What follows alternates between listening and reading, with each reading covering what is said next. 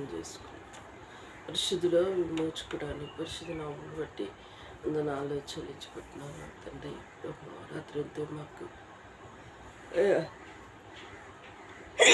కలవరు వాందల నుంచి దూరపరిచి మంచి నిద్రని ఇచ్చినందుకు వందనాలు.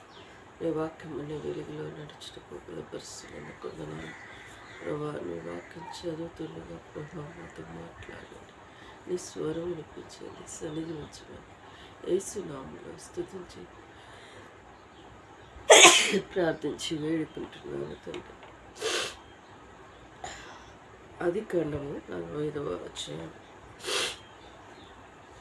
అప్పుడు యోసేపు తన యొద్ద నిలిచిన వారందరి ఎదుట తాను అణుచుకున్న జాలక నా యొద్ద నుండి ప్రతి మనుష్యుని వెలుపలికి పంపివేయుడని బిగ్గరగా చెప్పాను. యోసేపు తన సహోదరులకు తాను పెళ్లి చేసుకున్నప్పుడు ఎవరునూ అతని యొద్ద నిలిచి ఉండలేదు.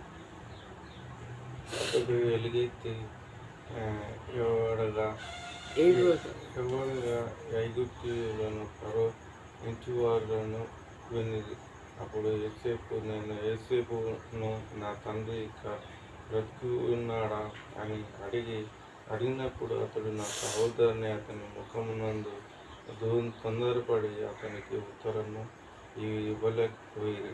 అంతటి యోసేపు నా దగ్గరకు రండని తన సహోదరులతో చెప్పినప్పుడు వారు అతని దగ్గరికి వచ్చి, అప్పుడు అతడు ఐగుప్తులకు వెళ్ళినట్లు మీరు అమ్మి వేసిన మీ సహోదరుడైన యోసేపును ఆయనను నేను అక్కడికి వచ్చినట్లు మీరును నన్ను వేసినందుకు ఇష్టపడకూడదు. అది మాకు సంతానం పుట్టింప నీయకుడి. ప్రాణరక్షణ కొరకు దేవుడు మీకును ముందుగా నన్ను పంపించాను. 2 సంవత్సరముల నుండి కరువు దేశంలో ఉన్నది. సేద్యమైన కొరత లేని సంవత్సరములు ఇంకా 5 వచ్చును.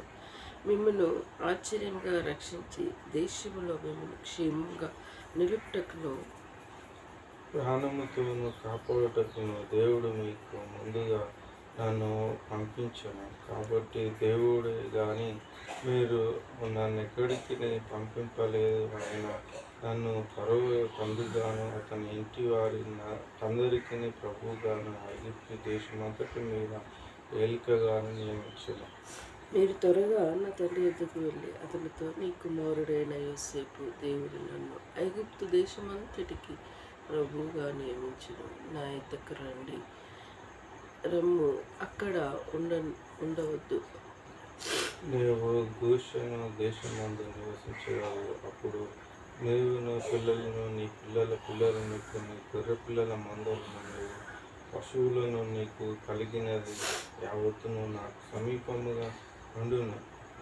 ఇకను 5 కరువు సంవత్సరంలో వచ్చు కనుక నీకును నీ ఇంటి వారి నీకు కలిగినదంతటికి పేదరికమును రాకుండా అక్కడ నిన్ను పోషించున్నాడని చెప్పాడు. ఇదిగో మీతో మాట్లాడుచున్నది నా నోరే అని నా కన్నులను నీ తమ్ముడైన బెన్యామీను మీద నన్ను కన్నులను చూచున్నది.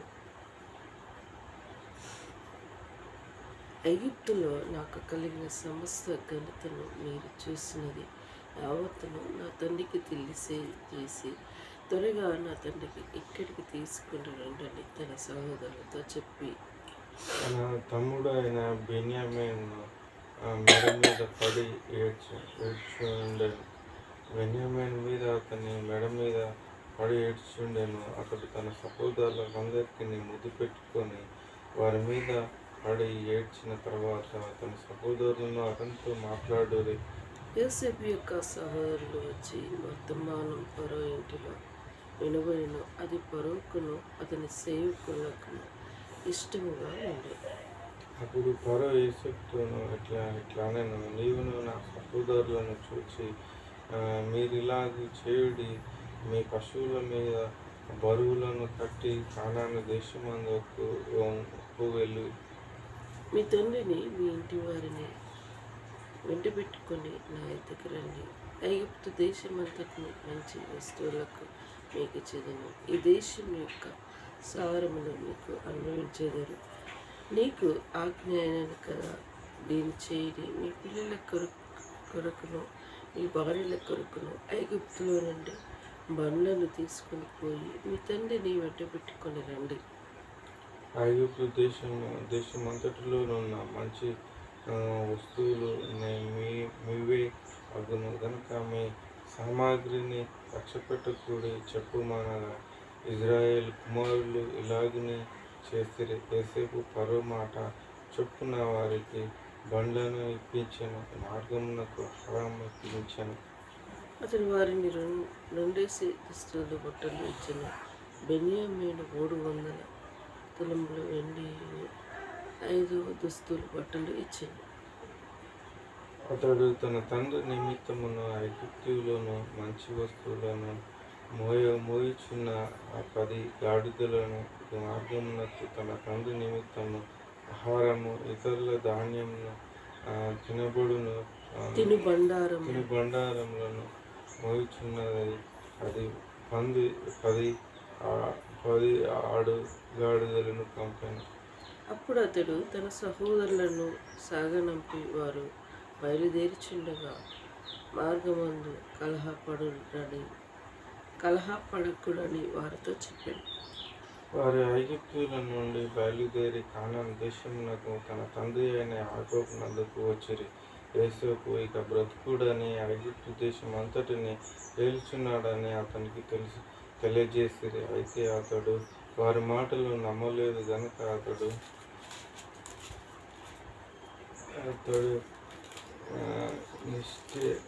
నిష్ఠుడాయను. అప్పుడు వారు యోసేపు తమతో చెప్పిన మాటలన్నిటినీ అతనితో చెప్పిరి. అతడు తను ఎక్కించుకొని ఊట యోసేపు పంపిన బండ్లను చూసినప్పుడు వారి తండ్రి అయిన యాకోబు ప్రాణము తెప్పరిల్లజేశాను.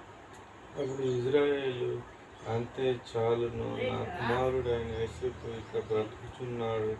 నేను చావక మునుపు వెళ్ళి అతన్ని చూసేదనని చెప్పాను.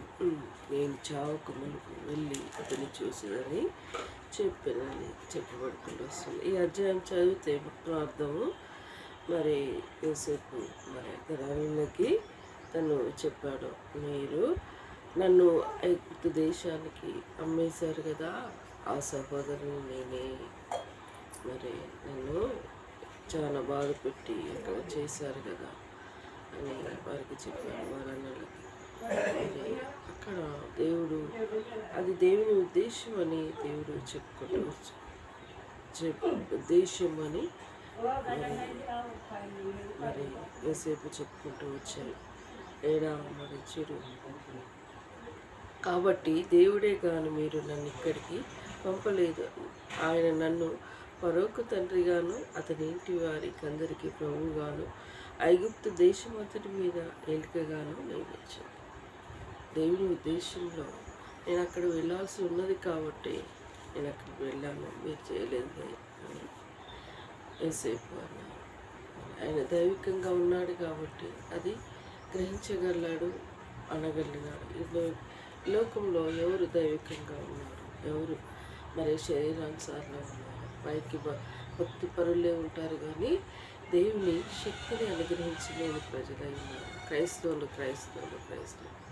చేసేవన్నీ మరి అన్నీ లోక సంబంధాలుగా ఉంటారు, భక్తి పరులే ఉంటారు. ఓన్లీ చర్చి పాస్టర్ మాత్రమే సేవకులే, వాళ్ళే కరెక్ట్గా ఉండాలి, ఇంకా వేరేటోళ్ళు కాదు. అందరికీ సమానమే తీర్పు అనేది. అందరికీ దేవుడు ఒకటే తీర్పు ఇస్తాడు. నువ్వు బ్రతికి దినాల్లో దేవుని దృష్టిలో నువ్వు ఎంత మంచిగా జీవించావు, ఆయన సాక్షి ఎలా జీవించావు. నువ్వు అనుకుంటూ ఉంటావు చిన్న అబద్ధమే కదా, చిన్న తప్పే కదా, చిన్నదే కదా అనుకుంటూ ఉంటావు. అది దేవుని దృష్టిలో ఎంతో ప్రాముఖ్యమైన విషయం. మరి నామకార్థ క్రైస్తవులుగా మనుషులు ఎదుట కనపరుచుకుంటూ ఉంటారు, డాంబికం చూపించుకుంటూ ఉంటారు. ఈ సమాజంలో సంఘంలో అగ్రపీఠాలు కోరుకుంటూ ఉంటారు. అలాంటివి ఈ రోజులలో సంఘంలో జరుగుతూనే ఉన్నాయి, బయట ఏంది మన సమాజంలోనే మనం చూస్తూ ఉన్నాం. కానీ యోసేపు తన అన్నలను మోస కొట్టి బావిలో పడేసి ఒక ఐగుప్తు దేశానికి అమ్మేశాడు. కానీ తన సహోదరుడు తన అన్నల విషయం అలా అనలేదు. అది దేవుడి ఉద్దేశం అని అన్నాడు. కరువు వచ్చింది కాబట్టి నన్ను అక్కడ రాజుగా దేవుడు నియమించడానికి ఇచ్చాడు, కాబట్టి మనల్ని కాపాడటానికి దేవుడు నన్ను ముందే ఇక్కడ పంపించాడు, అంతే. ఏ తప్పుడు ఇదేం చేయలేదని వారిని క్షమించి తన తండ్రిని కూడా తన దగ్గరికి పిలుచుకొని మరి సన్నిహితులుగా వారు కలిసి ఒక కుటుంబంగా వారు సంతోషంగా గ్యాదర్ అయ్యారు. మన జీవితంలో ఒక కష్టం పడాలన్నా, ఒక సంతోషం పడాలన్నా అది దేవుని ఉద్దేశం. నేను కాల సమయంలో నేను గత 3 నెలల నుంచి లోన్కి ట్రై చేస్తున్నాను. బయట ప్రైవేట్గా కావాలి ప్రభా ఆన్లైన్లో సెర్చ్ చేసి, ఇంకా ఒకటి BMW అని లోన్కి ట్రై చేస్తూ ఉన్నాను, ప్రార్థన చేసి. BMW లోన్ అది నాకు ఫస్టే తెలిసింది, కానీ నాకు సొంతంగా ప్రైవేట్ది కావాలి, మనీ యాడ్ చేసుకోవాలని తొందరపడి వాటికి కొన్ని మనీ సెండ్ చేశాను, కానీ అది రిజెక్ట్ అయినాయి. సో దేవుడు చివరికి ఏది క్షేమమో అదే నాకు స్థిరపరిచాడు. మనం అనుకుంటాం మన తలంపులతో మనం వెళ్తూ ఉంటాం, కానీ దేవుని తలంపులు అది గొప్పవాళ్ళు. దానికి కావాల్సిన సర్టిఫికెట్లు అన్నీ ఉన్నాయి, కొన్ని లేవు. నేను ఒకటి మండలం కాడికి మీ సేవ కాడికి వెళ్ళి అడిగి తెలుసుకున్నప్పుడు అది మరి కొన్ని సర్టిఫికెట్లు కావాలి, అది జరుగుతుంది. దేవుని ఉద్దేశంలో ఉంటే ఏదైనా జరుగుతుంది, దేవుని ఉద్దేశంలో లేకుంటే ఆటంకాలు ఇబ్బందులు జరుగుతూ ఉంటాయి. మనకు బాధ అనిపిస్తూ ఉంటుంది, ఎందుకు ఇలాంటి ప్రయత్నాలు చేసినా ఇది జరగకపోయాయని మనం బాధపడుతూ ఉంటాం. కాదు, అది దేవుని ఉద్దేశంలో ఏదో ఒక్కటి ఉంటుందని మనం అది నెగ్లెక్ట్ చేసి మనం ముందుకెళ్ళాలి. నీ చిత్తమే మాయలో జరిగించండి ప్రభు అని మన జీవితంలో ఆయన అడిగినప్పుడు ఆయన చిత్తమే మన ఎలా జరిగించేవాడుగా ఉంటూ ఉంటాడు. మీ తలంపులో నా తలంపులు వంటివి కావు అన్నాడు. అందుకే దేవుని తలంపులు వేరే ఉంటాయి, మన తలంపులు వేరే ఉంటాయి. ఆయన తలంపులతో ఉన్నప్పుడు ఆయన గొప్ప ఆలోచనతో ఉంటాడు. మానవులుగా మన తలంపులతో వెళ్తూ ఉంటాం. మన లోకరీతిగా అనుకుంటాడు, మన రాత నచ్చినట్టుగా నీ రాతను రాసుకోరా అని.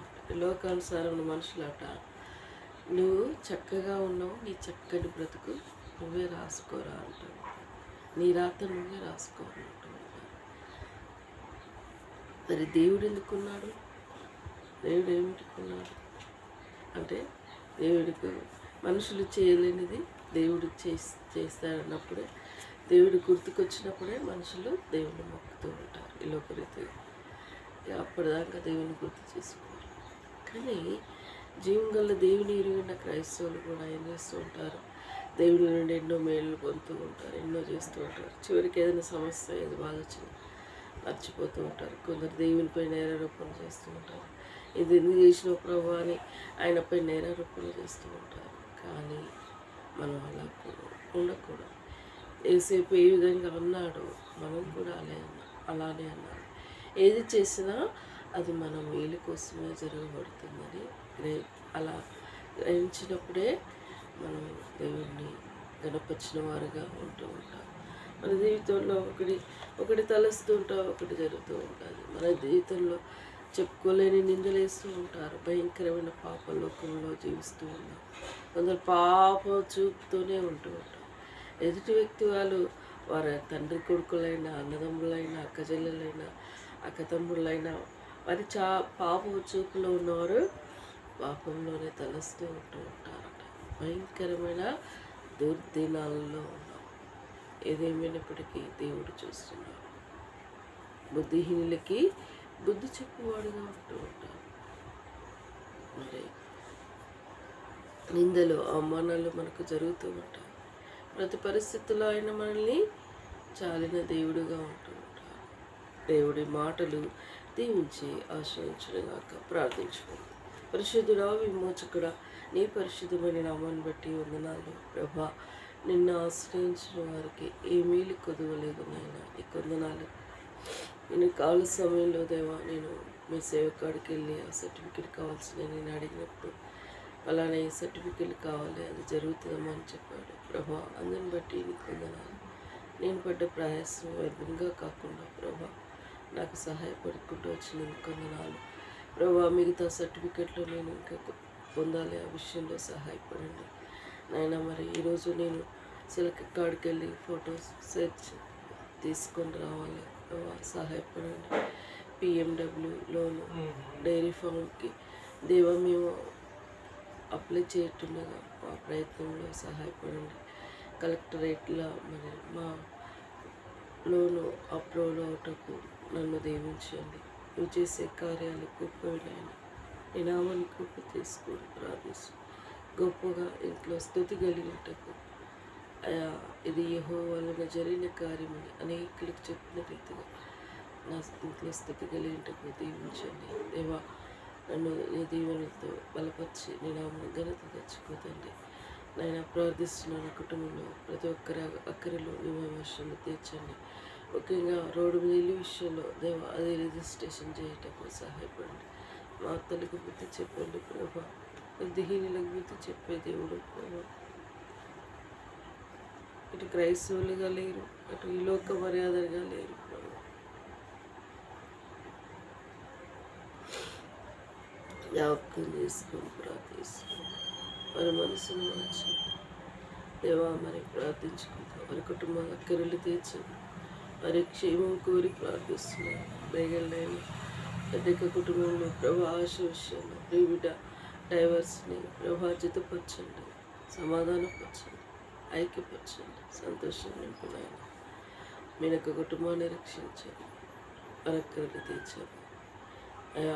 విద్యలకు కుటుంబాన్ని రక్షించండి, సరితకి దేవా గర్భఫలాన్ని అందించి మరి యొక్క కుటుంబాన్ని కృపలో పొందవచ్చు. చెంటి భవిష్యత్తుని చిత్తమే వారి ఇల్లు జరిగించి నాయన ఇక్షక కుటుంబాన్ని ఆదరించండి, ధైర్యపరిచి వారి పరమర్శలు తీర్చండి. తను ఒక్కటి చేసుకుంటూ వస్తుంది కానీ నీ వేలో వెళ్తే నీ దీవెనలు ఉంటాయి ప్రభా. ఈ లోకాన్ని గనపరిస్తే అది ఎప్పటికీ జరగదు ప్రభా. ఇప్పటిగా వరకు ఉన్న అక్కరలు తీర్చండి, తోడుగా ఉండండి. మా వెనుగా ఒక్కరు చేసి తన ఆరోగ్య పరిస్థితిని విరిగిన దేవుడు ప్రభా. వీడిని కృపలో బతకచ్చు, వరకు మంచి ఆరోగ్యం పరిపూర్ణ చేయండి దేవా. వీటిని ఇలా కుటుంబాన్ని కృపగలాస్తున్న కప్పు తను చేసే వ్యాపారంలో నీ దీవెనలు దయచి అక్కరలు తీర్చే దేవుడు అని నీపై ఆధారపడి జీవించే కృపను దయచేయండి దేవా. జ్ఞాపకం చేసుకో అయ్యా. నా రక్షణలో నాన్న వాళ్ళ అక్కజల్లలకి అన్నదమ్ములకి నాయన ఇలా తాత వాళ్ళ రక్షణలందరినీ రక్షించి కాపాడమని ప్రార్థిస్తున్నాను. ముఖ్యంగా వారిలో మార్పును తీసుకురావని ప్రార్థిస్తున్నాను. దయగలనైనా నా అమ్మ వాళ్ళ అక్కజల్లలకి రక్షణ లేదు, నమ్ముకునే కృపను దయచేయండి, దీవించండి దేవానికి కొందన. ఇంతవరకు చేసిన మేలు బట్టి స్థుతిస్తున్నాను. ఆ భవిష్యత్తు నీ కృపగల హస్తంలో కప్పు చెప్పిన ఆరాధిస్తున్న మార్గం సరళపరచు. ప్రేమతో పంపిన ప్యాకేజ్ రిసీవ్ చేసుకుంటాను. అన్ని దీవెనలతో నింపునైనా నీ చిత్తమైన జరిగించండి ప్రభా. సౌజీ విషయంలో జ్ఞాపకం చేసుకోండి, నీ చిత్తమే తన ఇలా జరిగించండి ప్రభా. బిడ్డ విషయంలో చంచలత్వమైన మనసు కాక తన ఇలా నీ చిత్తమే జరిగించండి. బిడ్డకి ఆదరించండి, ధైర్యపరచండి. తనకి నేను మేలు చేస్తున్నాను, నీ మేలులతో తృప్తిపరచండి. తన కుటుంబంలో తన అక్కరలన్నీ విమర్శల్లో తీర్చండి.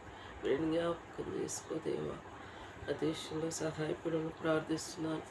దయగలైన వారి ఇంకా ప్రార్థిస్తున్నాను. నల్గొండ జిల్లా అధికారులు రేవంత్ రెడ్డి గారి పరిపాలన కృపలో భద్రపరచుకోండి.